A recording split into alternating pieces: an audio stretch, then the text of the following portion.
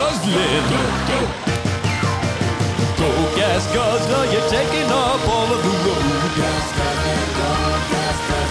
Go gas guzzler, you're carrying the wanker load.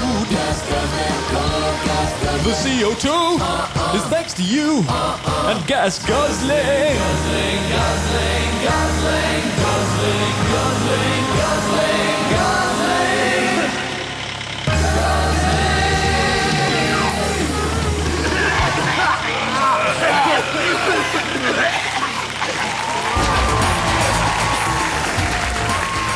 Now, Andrew, you know me pretty well. You know I don't mind a drink or two at the end of the working day. Yeah, I know. I've seen you have at the start of the working day, Chris. Absolutely. What's wrong with it? And one of the things I've noticed about some of the pubs I go to lately, they have these people called the 3-minute angels. Has anyone else come across these guys? They do. They kind of circulate around the pub asking you if you want to have a massage. It's quite a coincidence, actually, because the guy behind me I saw in the red light district getting into a 3-minute happy ending angel earlier this evening. He got a very comprehensive massage.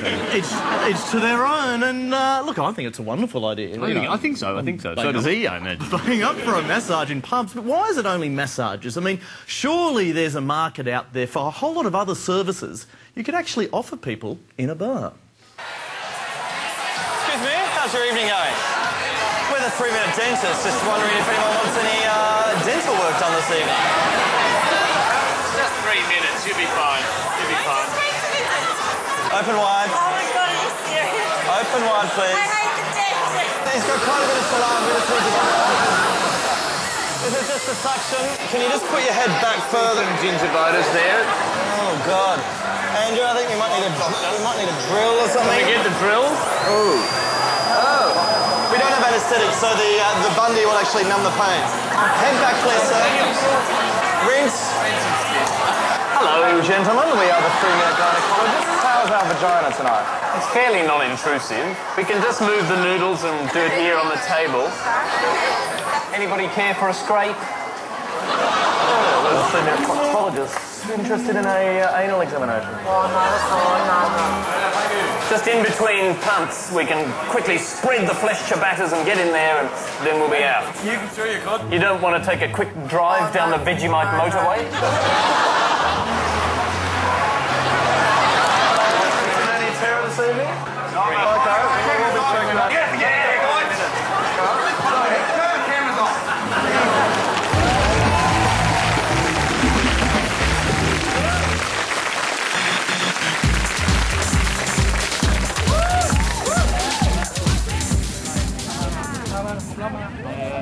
You look like tourists who've been imported direct. Do you want me to take your photo for you?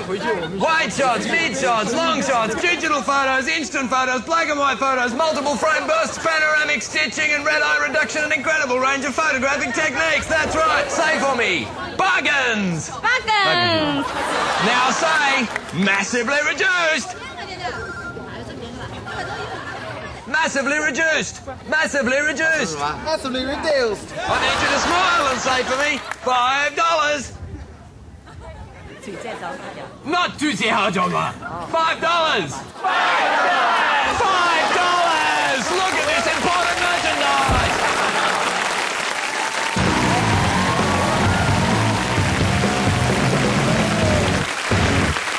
Now, it's a great honour for us to be talking about Fox News. This is the future of news. In fact, Fox News has more viewers than every other news channel in America put together. And no wonder. I mean, when other news channels cover, say, the American presidential race, they talk about trivialities like taxes, foreign policy, the environment, that sort of thing. But only Fox tackles the biggest issue of all. She needs better accessories. I think she needs a great bag, great shoes. Shoes always work for everybody. She could be dressed in a dress designed very much like the way Meryl Streep looked in The Devil Wears Prada. I think she has a lovely figure, and I would really like to see her show her legs more. Take that, Hillary. But it's not just Hillary. Fox has assembled the finest mathematicians to crunch the numbers on who's America's favourite Democrat. Just look at that. I had no idea that 150% of Americans plan to vote in the next election. Yes, it's amazing. And those figures, of course, brought to you by Fox's Statistics Bureau. Another great thing about Fox is it appeals to people of all ages. For instance, check out their program for young bloggers. And you can tell it's for young bloggers because of the totally uncontrived manner in which the hosts open the show. The web revolution is here. Yes, it's the most natural way you could appear on television, really. The only problem with that youth program is that Fox's youngest, funkiest presenter is some 48-year-old IT nerd. Hey guys, for me, I had a reality check on the campaign trail. I was trying to get my head around how the candidates are working the web. He was out there tapping mogul money and speaking to the people. And so were we. We're out here covering Obama. Gnarly, dude!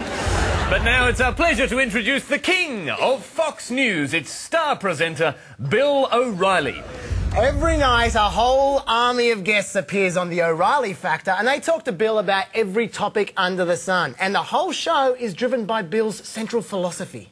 Look, anybody has a problem with the Factor, they're invited on here to tell me what their problem is, and they'll be treated respectfully. Yes, Bill treats them respectfully. Like this. He doesn't have a right to be here. Commit a felony.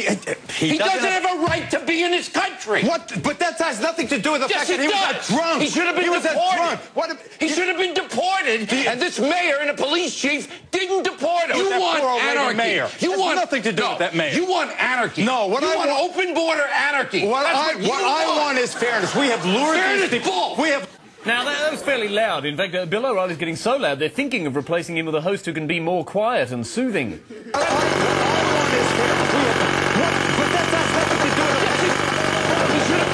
Of course, sometimes having the loudest voice in the world isn't enough to overpower your guests. That's when Bill resorts to Plan B.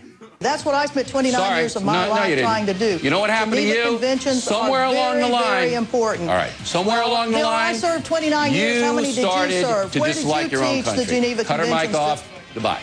All right. I'm glad she came on. I wanted you to see her.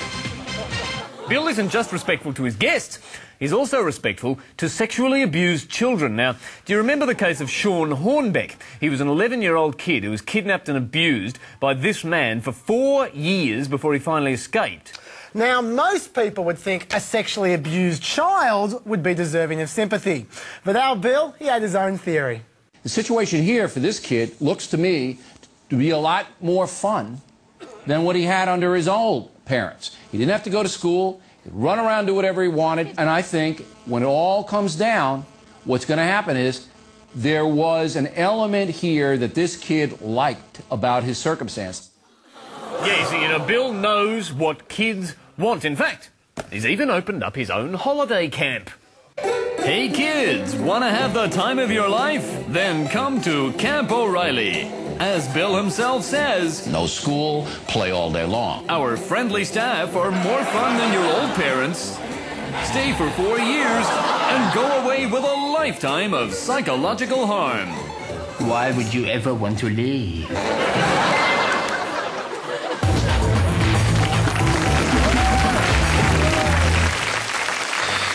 Alan Dram is a statue busker. In the last 10 years, he's travelled the world, drawing crowds in just about every major city of Europe and America. But a debilitating illness now threatens his livelihood. Since I've developed Parkinson's disease, I'm finding it very hard to make a living, yes.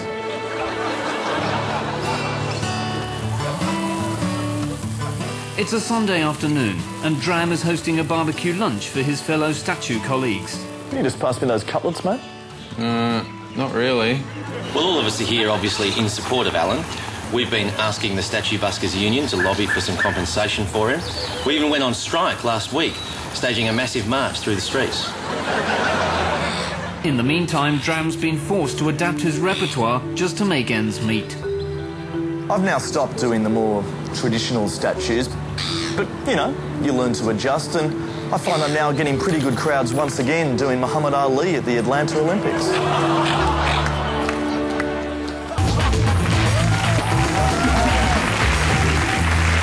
OK, Okay, time to roll up our sleeves and get down to business in the segment where they break it and we fix it. And first problem this week, Craig, the US rapper Snoop Dogg. Yes, the dog's been impounded. He was all set to host the MTV Awards in Australia, but he's denied entry into the country.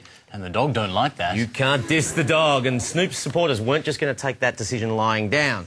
So we got together a posse of pimps and hoes and went along to the immigration department to find out